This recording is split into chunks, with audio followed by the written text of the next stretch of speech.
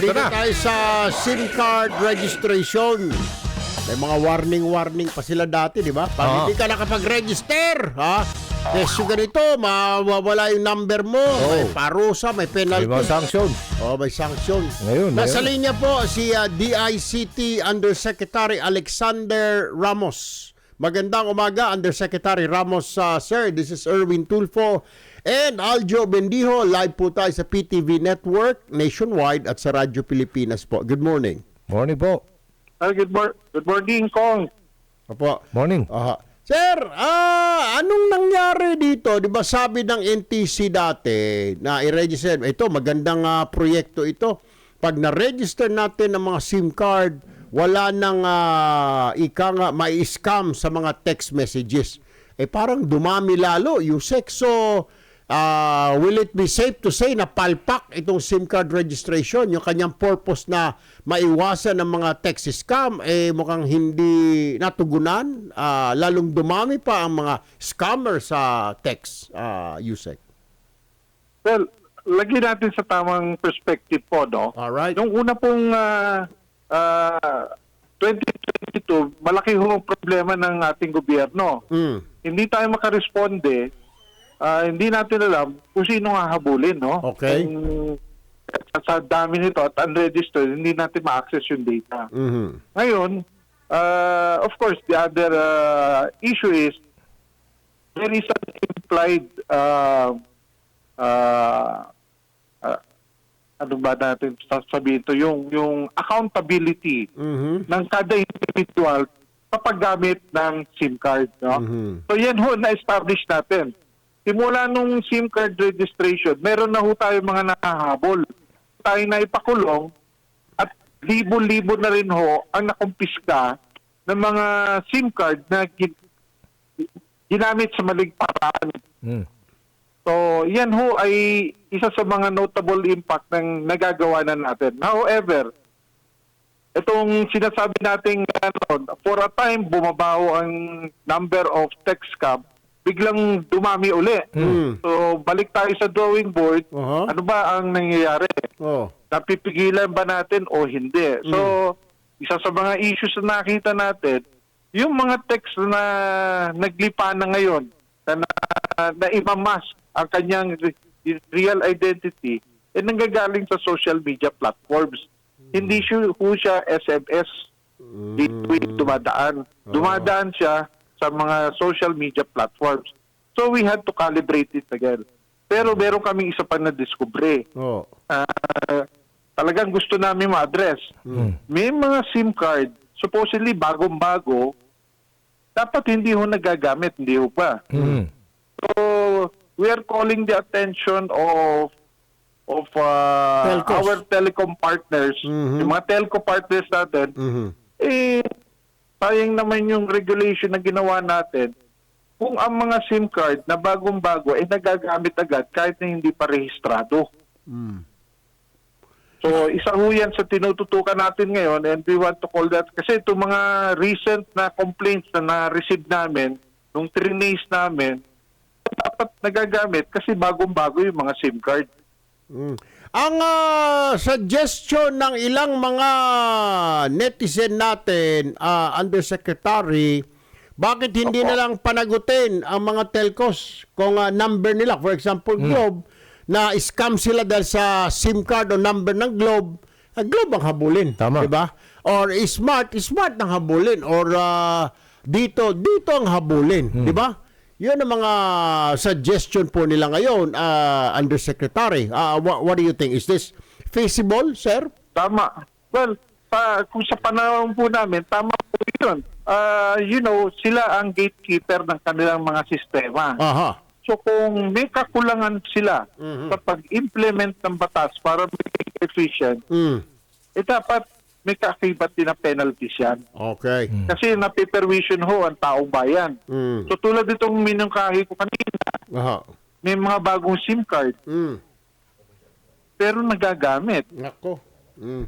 That is contrary to the provisions ng batas natin, no? So kinukol namin ang attention ng nitong mga telco companies ito hindi dapat ito nangyari and NTC will penalize them. Hindi, ibig sabihin nun, nagagamit na hindi narehistro. So, kasalanan to ng telco?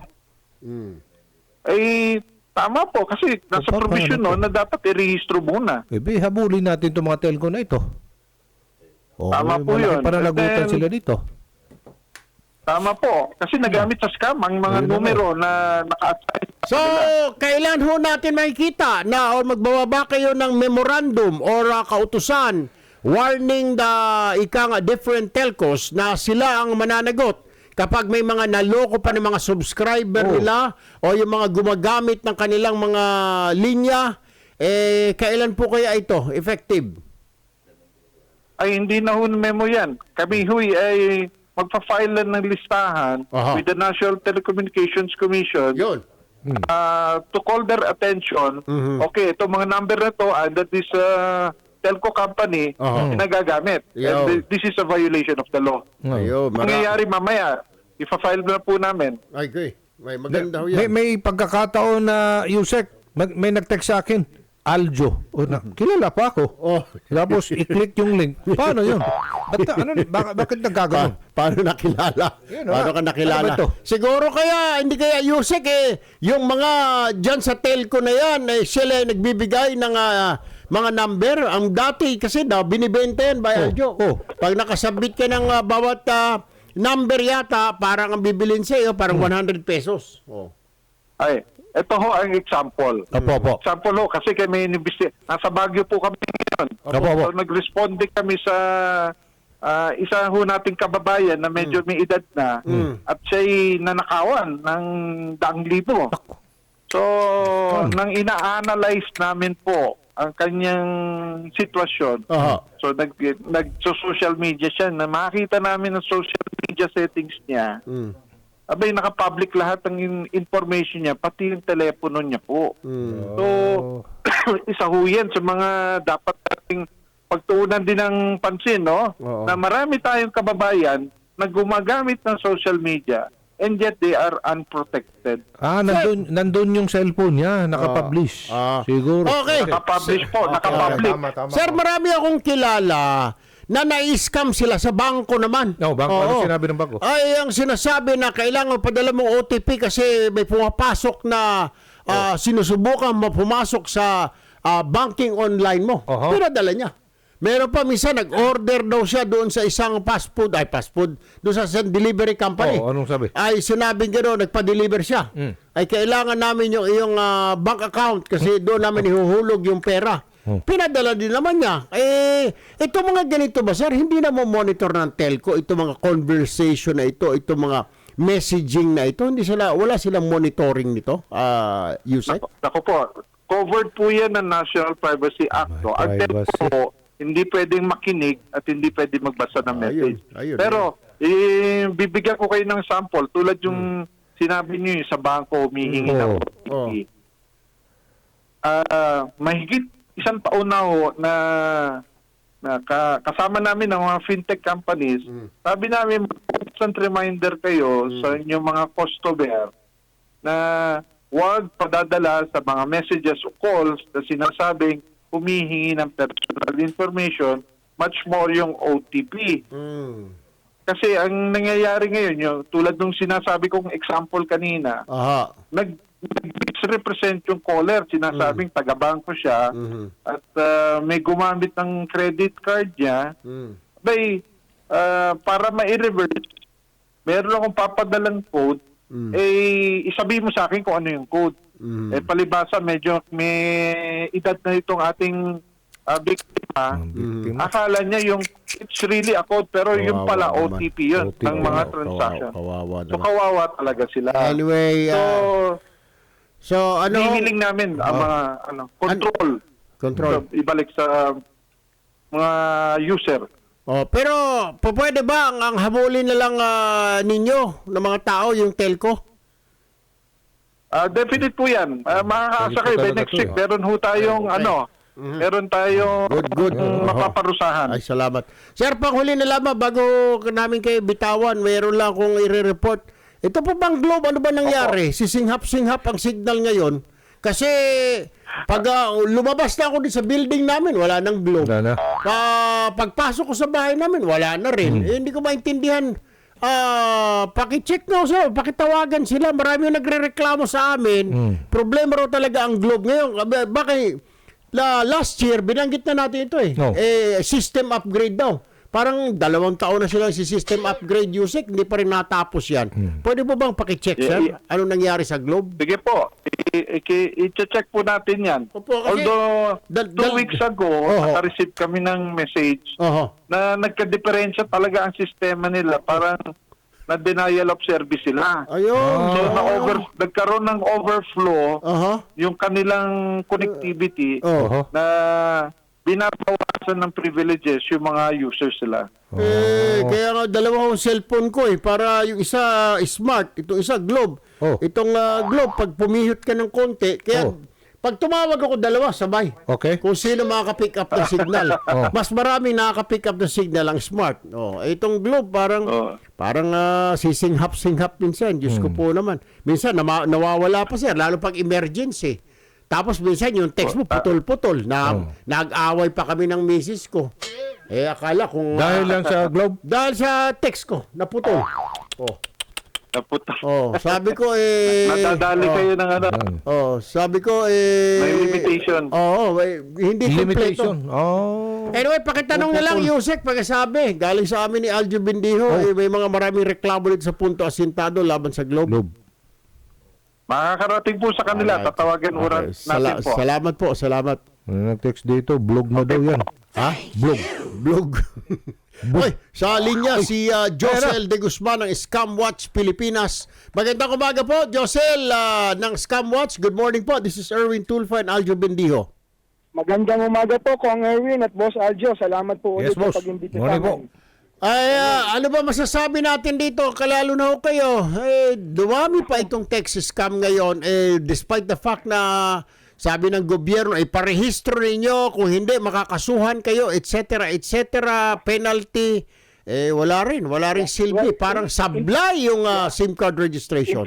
In fairness naman po doon sa batas natin, Aha. bago po magkabatas, dati kung nakakatanggap tayo ng mga 10 hanggang 15 scam or spam messages. Ngayon po medyo nabawasan ng mga 3 kada araw. Pero meron pa rin po, di Meron. ba?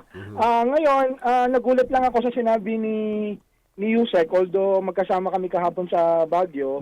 Kasi yung mga minomonitor natin dyan, yung mga problema kung bakit nagkakaroon pa ng mga scam messages sa SMS, yung unang naging problema minomonitor namin, kasi yung mga sindikato, yung mga tao, yung mga kababayan natin, binebenta nila yung pangalan nila para sila yung mismo mag-register sa SIM. Ang hindi nabanggit sa inyo ni Yusek Ramos, base doon sa mga na-raid nilang mga Pogo dati, yung mga SIM card na na-confiscate nila, na pag-alaman na ang ginagawa, para-pareho yung background ng mga nag-register.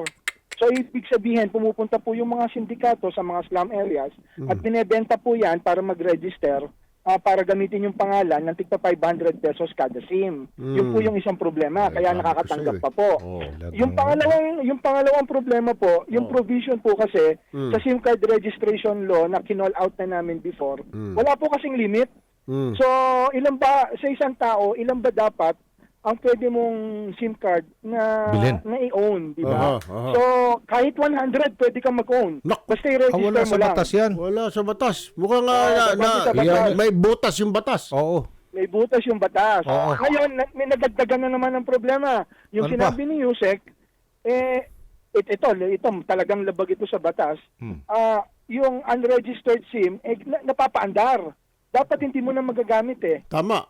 So kung totoo yan, kahit na partner namin ng CICC at DICT, dapat pangalanan nila po yung telco. Para at least masampulan natin. Sino ba yan? Tama. Ano bang mga SIM cards dyan? At dapat maglabas din sila ng Tama. data. Tama. Kasi ang daming lumalabas, diba? Dapat siguro, Sir Josel, i-press release nila na, for example, ito, Globe, may mga SIM card na hindi pa dapat activated, ginagamit na. Calling Globe, or calling Smart, or calling dito at doon. Oo, dapat po ganun. Kasi kami, sir, let's say you use sa Scamwatch, Oh. yung mga SIM, yung nakakapagpadala, nagbibigay kami ng mga numbers eh. Oh. So nakikipagtulungan kami sa DICT. Alright. Sa DICT kasi meron tayong eGov app. Aha. Okay, doon sa eGov app, meron kang report. Doon kasi pwede kang mag-report. Yung 1326 kasi ng CICC para sa mga biktima ng scam yun. Eh. Ano ho ulit yun? Saan ho sila pwede magreklamo? Anong ite-text nila? Okay, dalawa po. Kung biktima kayo ng scam, Oh. tumawag po kayo sa 1326. 1326. Diretso po yan Uy. po. 1326. Aha. Yan po yung ano natin, yung anti-scam hub ng CICC at DICT. Anti-scam. So yung mga tumatao po dyan 24/7, Aha. mga 24/7. May sasagot mga naman po, sir, na live na operator o recording meron po, lang? live. Mga forensic agent po yan. Aba, So, 1326 ang sinasabi po namin sa communications namin, Sige nga. pag na-scam po Sige kayo nga. ng pera, ay naku, wala na po yan. Aha. Pero halimbawa, na-hack po yung Facebook nyo, Aha. kaya po kayong tulungan on the spot ng mga forensic agent para Ayun. mabawi ito kasi ginagamit Okay. yan sa mga One. pang-scam. Yung isa naman po, yung ginagawa po natin, nakikipag-ugnayan po tayo kay Undersecretary Dave Almirol ng DICT. Yung eGov app natin kasi napakaganda. Meron pong report function yon. Pwede nyo pong, let's say kayo, screenshot nyo lang po yung mga natatanggap nyong numero Aha. na scam. Oo. Tapos pwede nyo pong i-report doon, i-submit nyo po yon yung mga screenshot. Tapos ang ginagawa po ng DICT, sinasubmit po yan sa NTC at sa CICC para i-cut na po, para hindi na po makapaminsala or gamitin sa investigasyon. So, nila. kunwari ako yung naloko, pwede ako tumawag sa 1326, parang responde. Pwede po kayong tumawag sa 1326. 1326 Kasi na yung nga, bayan. 1326 po, opo, yung CICC po kasi, sila po yung may kakayahan para mag-process ng data. Kasi po, pag pumunta po kayo sa ACG, sa PNP ACG, yung proseso po nila, Medyo it's mahaba. usual kapag nag-file kayo ng criminal case. Pero mas maganda po yon pag PNP na, pag may suspect na kayo. Ang problema po dito, wala pong suspect Walang. eh. Karamihan po hindi po totoong mga tao yung mga nangi-scam eh. Ah, So kaya alright. ibigay po natin yung data sa CICC Alright. sa pagtawag sa 1326 1326. o kaya doon sa eGov app. Okay. Para at least magamit yung data yon, makita kung meron na bang mga nagreklamo, di ba? Alright. Para at least maputol o magamit yung Okay, thank you po. Thank you po. Alright, Sir Josel De Guzman, co-founder ng Scamwatch Pilipinas. Maraming salamat po. Magandang umaga sa inyo. Attorney John Paulo Salvahan, Deputy Commissioner ng NTC. Magandang umaga po, Commissioner Salvahan. Magandang umaga po sa inyo, Sir. Ano po ang aksyon natin dito? Naglipa na ang mga text scam, bagamat may batas na tayong SIM registration. Yun Yun. lang naman ang tanong ng taong bayan, ba't dumami lahat? Lalo. Attorney? Opo. Sir Aljo, yung Oh. pinalabas po natin, yung nagpalabas po tayo ng memorandum order noong September 2023, no? Further po ito do sa implementing rules and regulations ng SIM Registration Act. Kasi po, nung unang phase nga po ng SIM Registration Act, we wanted po sana ma-maximize yung number of registrants. Kaya po, very easy po yung system of registration noon para po doon sa mga non-tech savvy na mga magre-rehistro, madali po sa kanila makarehistro. Pero nung nakita po natin na tinitake advantage yung system of registration ng mga scammers, nagpalabas po tayo ng September ng guidelines on how to verify yung mga data submitted by. So, naging fully effective po yun noong December of 2023. Yan po yung naglagay po tayo ng mga technological advancements or mechanisms para po mas mahirap makapag-register ang mga SIM. Kaya po yung dating issue na may mga picture ng unggoy po na nakakarehistro, pag na-implement po yun sa systems ng mga telcos, hindi na po makakalusot dapat yung mga ganong mga registration. Yun. Okay. Sige po, kasi walang limit yung registration. Sinasabi kanina, isang tao pwede daw makabili ng maraming SIM. Well, anyway, maraming salamat po, Attorney John Paulo Salvahan, Deputy Commissioner ng NTC.